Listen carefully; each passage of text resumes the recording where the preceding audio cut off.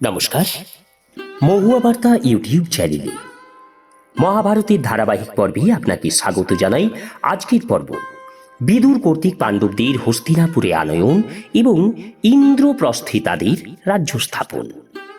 চ্যানেলে যারা নতুন তাদের অনুরোধ জানাবো চ্যানেলটি সাবস্ক্রাইব করে মহাভারতের ধারাবাহিক পর্বগুলি শ্রবণ করুন।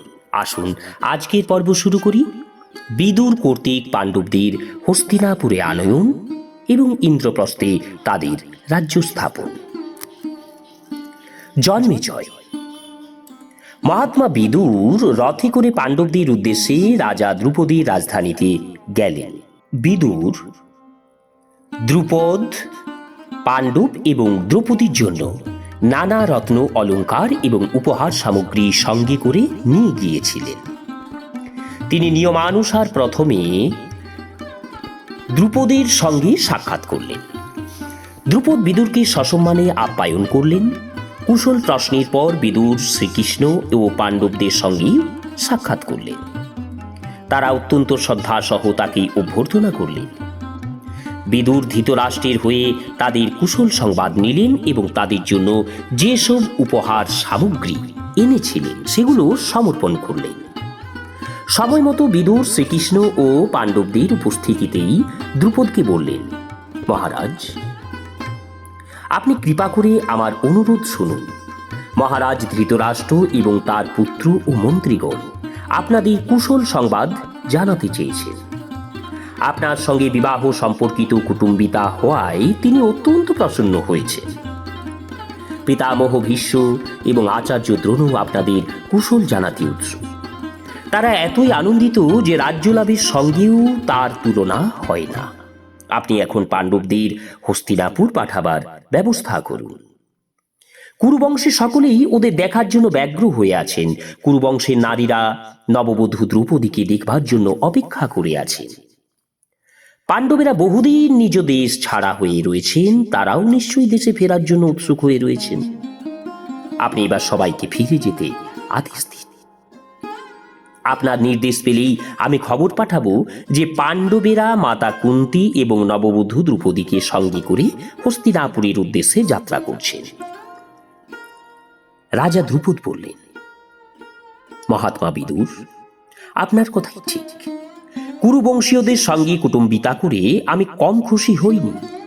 পাণ্ডবদের তাদের রাজধানীতে ফিরে যাওয়াই উচিত, কিন্তু আমি সে কথা ওদের তো বলতে পারবো না। ওদের চলে যেতে বলা শোভনীয় নয়। যুধিষ্ঠির বললেন, মহারাজ, আমরা সপারিষদ আপনারই অধীন।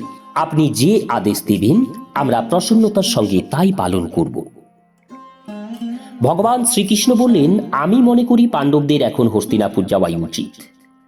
রাজা দ্রুপদ সর্বশাস্ত্রজ্ঞ এবং ধর্মজ্ঞ, তিনি যা বলবেন তাই করা উচিত। দ্রুপদ বললেন, পুরুষোত্তম ভগবান শ্রীকৃষ্ণ দেশ কাল বিবেচনা করে যা বলছেন আমার মনে হয় তাই করা উচিত।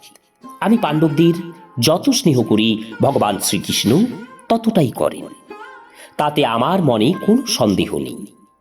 শ্রীকৃষ্ণ তাদের যত মঙ্গল কামনা করেন স্বয়ং পাণ্ডবরাও নিজেদের জন্য তত করেন না।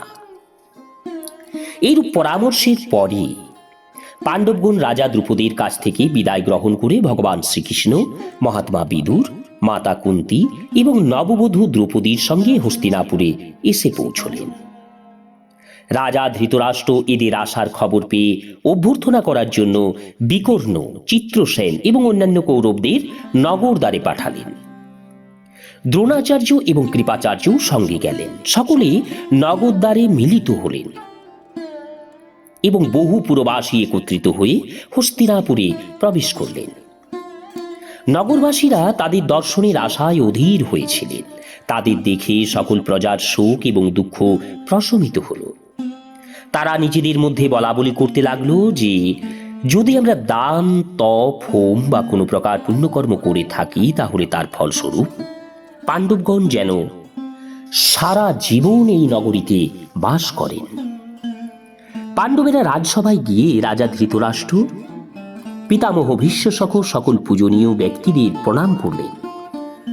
তাদের এই নির্দেশে পাণ্ডবেরা আহার এবং বিশ্রামের পরে আবার রাজসভায় এলেন।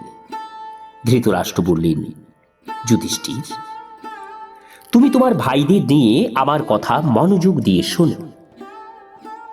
তোমাদের সঙ্গে দুর্যোধনের যাতে কোনো প্রকার বিবাদ বা মনোমালিন্য না হয়, তাই তোমরা অর্ধরাজ্য নিয়ে খাণ্ডবপ্রস্থে তোমাদের রাজধানী তৈরি করে সেখানেই বসবাস করো। সেখানে তোমাদের ভয় পাবার কিছু নেই, কারণ ইন্দ্র যেমন দেবতাদের রক্ষা করেন, তেমনি অর্জুনও তোমাদের রক্ষা করবে। পাণ্ডবরা রাজা ধৃতরাষ্ট্রের এই কথা মেনে নিলেন এবং তাকে প্রণাম করে খাণ্ডবপ্রস্থে বসবাসের আয়োজন করতে লাগলেন। ব্যাস এবং অন্যান্য মহর্ষিগণ শুভ মুহূর্তে জমি মাপ করে শাস্ত্রবিধি অনুসারে রাজভবনের ভিত্তি স্থাপন করলেন। অল্প দিনেই রাজভবন নির্মিত হয়ে ইন্দ্রপুরীর ন্যায় প্রতিভাত হতে লাগল। যুধিষ্ঠির তার প্রতিষ্ঠিত নগরীর নাম রাখলেন ইন্দ্রপ্রস্থ। নগরীর চতুর্দিকে সমুদ্রের মতো গভীর খাল এবং গগনচুম্বী প্রাচীর তৈরি করা হয়েছিল। বহুদূর থেকে তার বিশাল সিংহদ্বার, উচ্চ ভবনসমূহ এবং উপরের চূড়াগুলি দেখা যেত। স্থানে স্থানে অস্ত্র শিক্ষার আখড়া ছিল। নগরীর সুরক্ষার ব্যবস্থা ছিল খুব কঠোর। রাজপথ অত্যন্ত প্রশস্ত, গাছপালা দ্বারা সুসজ্জিতও ছিল। ইন্দ্রপ্রস্থ নগরী সুন্দর সুন্দর ভবন দ্বারা সুশোভিত ছিল। নগর তৈরি হতেই নানা ভাষাভাষী ব্রাহ্মণ, ব্যবসায়ী, কারিগর এবং গুণীগণ এসে সেখানে বসবাস করতে শুরু করলেন।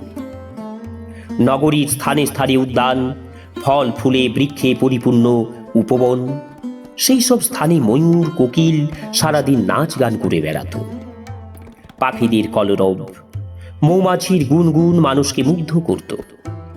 রাজপথের ধারে কোথাও শীষমহল, কোথাও চিত্রশালা, কোথাও কৃত্রিম পাহাড় এবং ঝর্ণা শোভা পাচ্ছিল। নগরীর সাজসজ্জা এবং প্রজাদের ব্যবহারে পাণ্ডবেরা অত্যন্ত আনন্দিত ছিলেন। অর্ধেক রাজত্ব লাভ করে নগর পত্তন করে তারা দিন রাত উন্নতি করছিলেন। পাণ্ডবেরা যখন নির্জন ঝাট হয়ে রাজ্য শাসন করতে লাগলেন, তখন ভগবান শ্রীকৃষ্ণ এবং বলরাম তাদের কাছ থেকে বিদায় নিয়ে দ্বারকায় ফিরে গেলেন। নমস্কার, আজকের পর্ব এখানেই শেষ করছি। আগামী পর্বে ইন্দ্রপ্রস্থে দেবশ্রী নারদের আগমন, সুন্দর ও উপসুন্দর কথা। চ্যানেলে যারা নতুন তাদের অনুরোধ জানাবো চ্যানেলটি সাবস্ক্রাইব করে মহাভারতের ধারাবাহিক পর্বগুলি শ্রবণ করুন। রাধে রাধে, হরে কৃষ্ণ।